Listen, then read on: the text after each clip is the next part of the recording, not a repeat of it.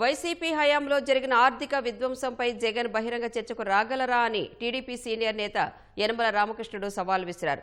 జగన్ చర్చకు వస్తే అన్ని విషయాలు బహిర్గతం చేస్తామన్నారు. వైసీపీ 5 ఏళ్ల ఆర్థిక విధ్వంసం వల్ల ఆదాయం పడిపోయి వృద్ధి రేటు కుంటుపడిందని ధ్వజమెత్తారు.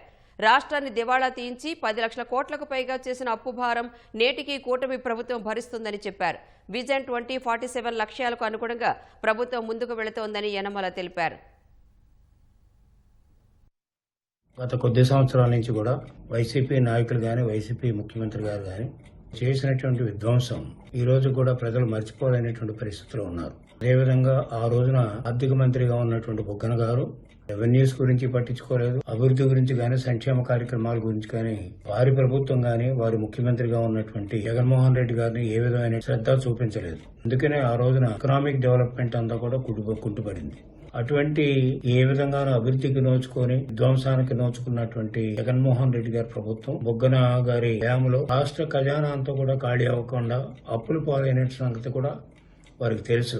ఎంచేతంటే గత 5 సంవత్సరాల్లోనే జగన్మోహన్ రెడ్డి టైంలోనే రాష్ట్రం దివాళా తీసింది. దివాళా తీయడంతోటే దాదాపు 10 లక్షల కోట్ల పైన అప్పు చేశారు. దాని ప్రభావం ఈ రోజుకి కూడా ఈ ప్రభుత్వం మీద కూటమి ప్రభుత్వం మీద కూడా కనిపిస్తుంది.